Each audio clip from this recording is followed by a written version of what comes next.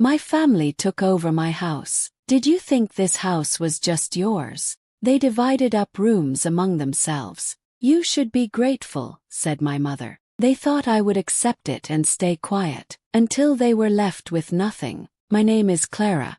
I'm 32 years old, and until recently, I was living the happiest moment of my life. After years of saving every penny, working extra shifts at the dental clinic where I'm a receptionist, and fighting with banks to get a loan, I finally bought the house I had always dreamed of.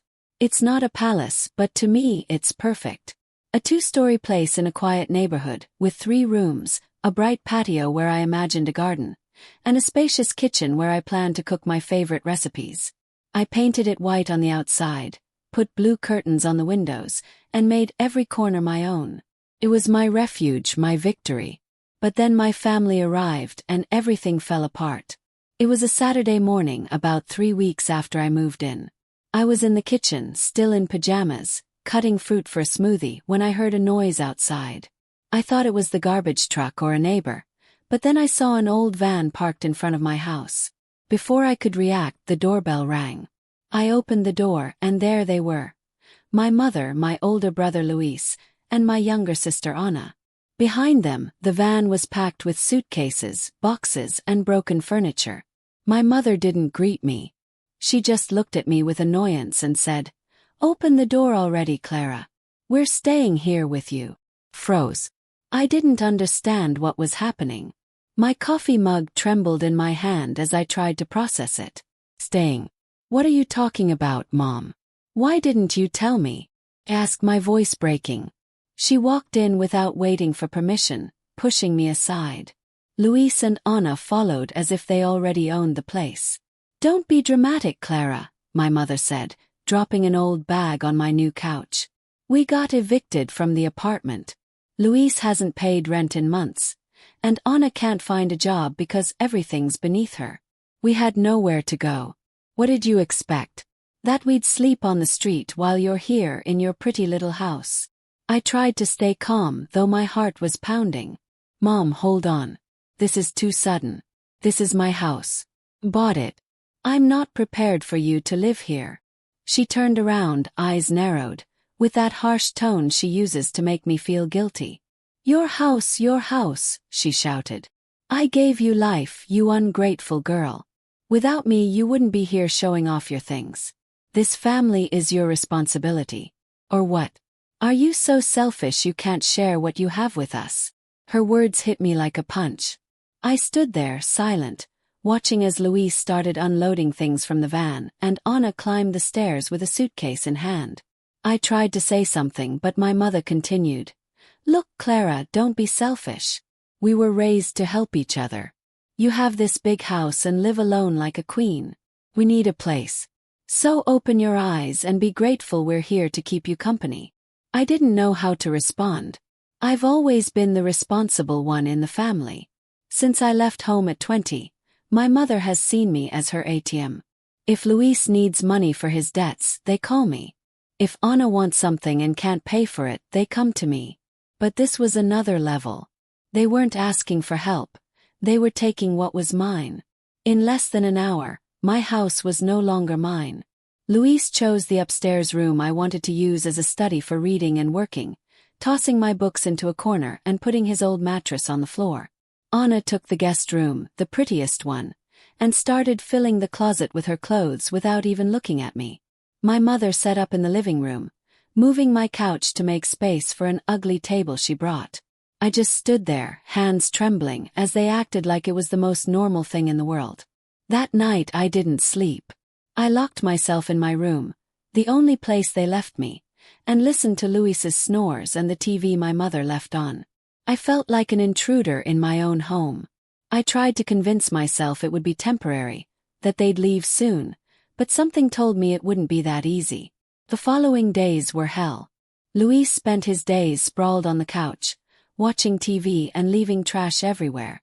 Anna complained about everything. The water wasn't hot enough, my internet was slow, the house was too small for her. My mother started using my kitchen like it was hers, cooking greasy meals that left the walls smelling of fried food. If I tried to say anything, they attacked me. Clara, don't be bitter, Luis would say, eyes glued to the TV. This is temporary. Relax. Oh, daughter, you're so dramatic, my mother would add. You should be happy to have us here. Or would you rather we starve on the street? A week later, things got worse. My mother started giving me orders like I was her maid. Clara, wash the dishes. Clara, go to the store for food. Clara, lend money for the electricity. Luis broke a hallway lamp and didn't even apologize. Anna used my expensive shampoo and left the bottle empty. Every time I tried to set a boundary, my mother shut me down with the same line. Don't be selfish, Clara. Gave you life. Everything you have is thanks to me. Take care of your family like you're supposed to. I tried talking to them one afternoon, about 10 days after they arrived. I sat in the living room, heart racing, and said, Look, I love you all, but this can't go on. This is my house. I need my space.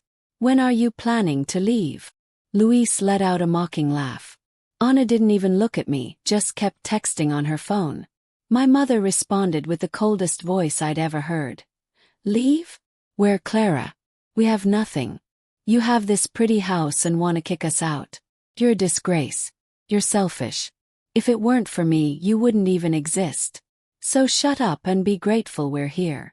I was speechless. I felt like I was suffocating. It wasn't just that they had invaded my house. They were making me feel guilty for defending what I'd worked so hard to achieve. That night, while they slept, I sat on my bed, hands on my head. My house, my dream, was turning into a nightmare. 2 weeks later, things got uglier. One night, I came home from work and found my mother with some neighbors I didn't know, drinking coffee in my living room like it was her social club. Luis had invited friends over, and they were yelling in the patio, drinking beers and leaving cigarette butts in my flower pots. Anna had thrown out my plants to make space for her things. When I tried to complain, my mother grabbed my arm and whispered, Don't make a scene, Clara. If you keep up this attitude, I'll tell everyone what a terrible daughter you are. Do you want people to know you're leaving us on the street? Behave and leave us alone. That was it. Something inside me broke. It wasn't just my house they wanted, it was my life. They were blackmailing me with guilt, shame, everything they knew hurt me. But that night, as I walked around the neighborhood to clear my head, something changed. In the cold and anger, I realized I couldn't keep going like this. If they wanted my house, they'd have to fight for it, but I wasn't going to give up so easily. When I got back, the house was quiet. They were asleep, as if nothing was wrong. I sat in my room with a notebook and started writing ideas. I didn't know much about the law, but I was going to find out how to get them out. This wasn't going to end the way they thought. My house was mine, and I was going to take it back, even if it meant leaving them on the street. After that night, when I decided not to stay silent anymore, something inside me changed. It wasn't just anger. It was a strength I didn't know I had. My house, which I had worked so hard for, wasn't going to be a gift to my family just because they wanted it. But it wouldn't be easy. My mother, Luis, and Anna weren't going to give up quickly, and I soon realized they were willing to do anything to stay in what was mine. The following days were like walking through a minefield. My mother started acting like she owned the house. One morning, as I was getting ready for work, I saw her in the living room talking on the phone with someone. When she hung up, she looked at me with a crooked smile and said, Clara, I talked to your Aunt Rosa. I told her how well you're taking care of us here. She says you're a good daughter for looking after us. I tried to ignore her, but she continued. Of course, I also told her you're being difficult sometimes, like you don't want to help us. It'd be a shame if the whole family knew how selfish you can be. Froze. It was blatant blackmail. She was using the family, the people I cared about, to make me feel guilty.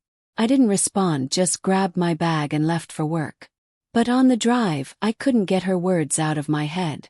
I knew my mother was capable of that and more. She'd always been good at manipulating, at getting others to do what she wanted. And now she had a weapon, my reputation. When I got home that afternoon, things got worse. Luis was in the living room with a guy I didn't know. A big man with tattoos and a tough face. They were looking at papers on the coffee table, and when I walked in, Luis called me over like I was his employee. Clara, come here a second. I need you to sign this. What is it? Asked, approaching cautiously. It's a document, he said, as if it were obvious. To put the house in everyone's name. That way there's no issue if something happens. We're family, right? I looked at the papers. I didn't understand much about legal terms, but I saw my address written and words like shared property. My stomach turned. I'm not signing anything, Luis, I said, trying to sound firm even though my voice was shaking. This house is mine. I bought it. He laughed, a dry, ugly laugh, and the guy next to him looked at me like I was nothing. Don't be stupid, Clara. If you don't sign, we can make things harder. Mom already said this is what's fair. Or do you want us to go to a judge and say you're kicking us out like dogs? There was again the blackmail. It wasn't just my mother. Luis was in on it too. I turned and went upstairs to my room without saying another word, locking the door behind me. I sat on the bed, breathing fast. They didn't just want to stay, they wanted to take my house for good. That night, Anna joined the game. I went to the kitchen for a glass of water and found her eating a sandwich made with my bread and my ham. She looked at me with a mocking expression and said, "Wow, Clara, this place is so nice. Too bad you're so bitter. Mom says if you don't let us stay, she'll tell everyone you're treating us like beggars while you live here like a queen." I swallowed hard but didn't answer. She continued, "And I could post some photos online, you know? Show how you treat us. People will be mad at you. Think about it." I stayed silent, but inside I was boiling. It was an attack from all sides. My mother with guilt, Luis with threats, Anna with public shaming. They wanted to corner me, make me feel like I had no way out. But they didn't know I had already made a decision. The next day, during my lunch break at work, I went to a small law office near the clinic. I didn't have much money, but I needed help. I walked in nervously, clutching my notebook full of notes about what was happening. A young lawyer named Laura, who looked like she knew what she was doing, listened as I told her everything. How my family moved in without permission, how they were blackmailing me, how they wanted me to sign papers. She took notes silently and then said, "Clara, this is an invasion of your property.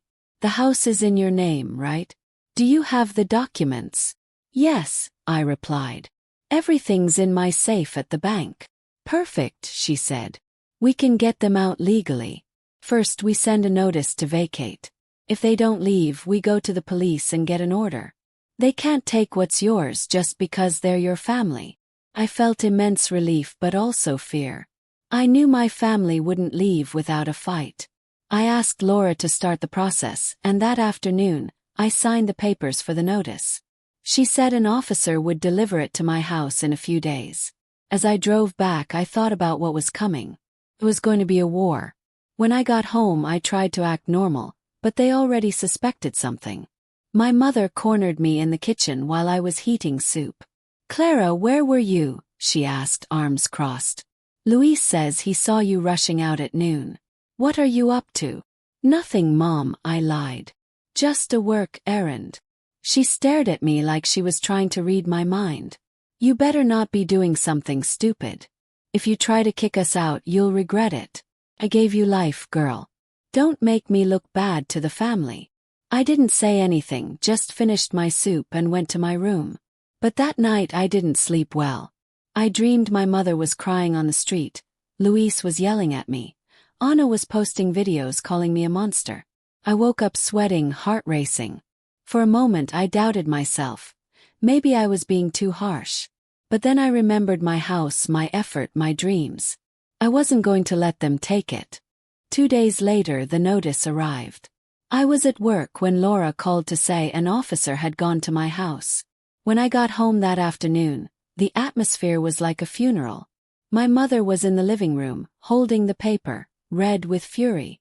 Luis and Anna were by her side, looking at me like they wanted to kill me. "What is this, Clara?" she screamed, waving the paper. "You're kicking out your own family." I tried to stay calm. "Mom, this is my house. I asked you to leave, and you wouldn't. You left me no choice." She got so close I could feel her breath on my face. "You're a traitor. After everything I did for you, I gave you life, and this is how you repay me. We're going to fight this, Clara. We're not leaving so easily. Luis stepped forward, fists clenched. This isn't over. If you kick us out, I swear you'll pay. We can say you stole from us, that the house was for all of us. Who's going to believe you? Anna pulled out her phone and started recording. Smile, Clara. This is going online. People will see what kind of sister you are. My legs were shaking, but I didn't back down. Do what you want, I said. The law is on my side. You have 1 week to leave, or the police will remove you. My mother let out a bitter laugh. You think you'll win? You don't know who you're messing with, girl. That week was chaos. My mother called aunts, cousins, even neighbors, telling a twisted version of the story, that I was leaving them on the street out of pure malice. Luis brought that tattooed guy back, and they whispered in the patio, planning who knows what. Anna posted videos crying, saying I was cruel. My phone filled with messages from people insulting me, calling me a bad person. But I didn't give up.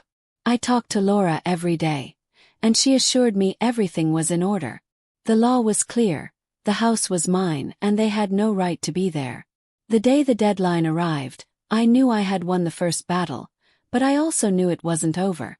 My family wasn't going to leave without fighting to the end. The week after the notice was like living in a storm. My mother, Luis, and Anna didn't give up easily. Every day was a new fight, a new attempt to make me give in. My mother cried in the living room, screaming that I was an ungrateful daughter, that I was killing her with my selfishness. Luis kept bringing that tattooed guy, and I overheard them talking about fixing this their way. Anna posted videos on social media, showing the house like it was a prison and saying I was holding them captive. My phone wouldn't stop ringing with messages from distant cousins, uncles, even childhood friends, all telling me I was cruel, that how could I do this to my family? But I didn't let it break me. I talked to Laura every day. She kept saying, Clara, the law is on your side. They can't do anything. Just hold on a little longer. And I did. I locked myself in my room when I got home from work, ate in silence, and avoided looking them in the eye. I knew the notice deadline was approaching, and if they didn't leave willingly, the police would remove them by force. The final day came, a Tuesday morning. I took the day off work because I knew what was coming. At 9 a.m. sharp, 2 officers rang the doorbell. I opened the door, hands sweating, and behind me I heard my mother scream, Clara, don't you dare! But it was done. The officers walked in, their dark uniforms and serious faces commanding respect, and read the document aloud. It was an eviction order. My family had to leave immediately. They were given half an hour to gather their things. What followed was chaos. My mother threw herself on the floor, crying and yelling that I was a monster, that God would punish me. Luis started insulting the officers, saying this was unfair, that he wasn't moving. Anna recorded everything on her phone, sobbing for the camera and saying I was the worst person in the world. The officers didn't flinch. One of them, a tall man with a mustache, told Luis, Sir, if you don't leave on your own, we'll remove you. Your choice. In the end, they had no choice. Amid screams and tears, they started packing their things. Luis loaded his old mattress and boxes into the van. Anna came down with suitcases full of clothes, glaring at me with hatred. My mother was the last to leave, clutching a bag, her face red from crying. Before she left, she stood in front of me and said, You'll regret this, Clara. You left us on the street. You're a disgrace to this family. I'll never forgive you. I didn't respond. I just watched as she climbed into the van with Luis and Anna. The officers stayed until they left, and when the engine started and the van disappeared around the corner, I felt like I could breathe for the first time in weeks. I went inside and closed the door. Everything was silent, but it wasn't a peaceful silence. It was a mess. They had left trash everywhere. Beer cans, dirty dishes, cigarette butts in the patio. My broken lamp was still in the hallway, my plants were destroyed, and the walls had stains from who knows what. I sat on the couch looking at the disaster, and for a moment I felt empty. I had won, but it didn't feel like a victory. That night as I cleaned, I thought about what had happened. My family was on the street. I didn't know where they went, but I imagined they were cramped somewhere, blaming me for everything. And though I was furious with their blackmail, their lies, their selfishness, a part of me felt bad. I wasn't a monster. I didn't want them to starve or freeze. I just wanted my life back. The next day I went to the bank. I withdrew 5,000 pesos from my savings. Not much, but enough for them to rent a cheap room or buy food for a few weeks. I put the money in an envelope with a short note. "This is the last thing I'm giving you. Don't contact me anymore. Take care." I didn't sign it with my name, just a C. Then I asked a coworker, Javier, to deliver it for me. I gave him the address of the workshop where Luis sometimes worked and told him not to mention my name, just to drop off the envelope and leave. Javier didn't ask much, just nodded and said he'd do it. When he called that afternoon to say the envelope was delivered, I felt a weight lift off my shoulders. I didn't know if they'd use it wisely or spend it in one night. It wasn't my problem. I had given them something, not because they deserved it, but because I needed to close that door with a clear conscience. The following days were strange. I cleaned the house from top to bottom, threw out their trash, fixed the patio and bought new plants. Slowly, the place started feeling like mine again, but I was also alone. My phone stopped ringing, the hateful messages stopped, and no one from the family contacted me. I assumed the money had silenced them for a while, or maybe they were too busy hating me to try. I didn't know, and I decided I didn't care. A week after the eviction, I sat in my kitchen with a cup of coffee, looking out at the patio where my new flowers were starting to grow. I thought about my mother, her screams, her "I gave you life." I thought about Luis's arrogance, Anna's videos. I felt a pang of sadness but also relief. They weren't my responsibility. They never had been. They chose their path and I chose mine. That night I made a simple dinner, chicken with rice and vegetables. I played soft music, opened the blue curtains I loved so much, and ate alone at my table. For the first time in a long time I smiled. My house was mine again. Not perfect, not without the scars of what happened, but mine. Months passed. I went back to my routine, work, home, occasional outings with coworkers. No one from my family contacted me, and I didn't reach out to them. Sometimes I heard rumors through acquaintances that they were living in a small room across town, that Luis still didn't have a stable job, that Anna was complaining about everything on social media. I didn't feel joy about it, but I didn't feel guilt either. I had given them a way out, and what they did with it was their choice. One day, while watering my plants, I thought about what I had learned. It wasn't selfishness to defend what was mine. It wasn't wrong to set boundaries, even if it hurt. My house, my dream was worth it. And though a part of me would always love my family, I knew I couldn't carry them forever. So I moved forward. I painted the walls a lighter color, bought a new couch, and turned the study into a place for reading and working. My life wasn't perfect, but it was mine. And for the first time in a long time I felt free.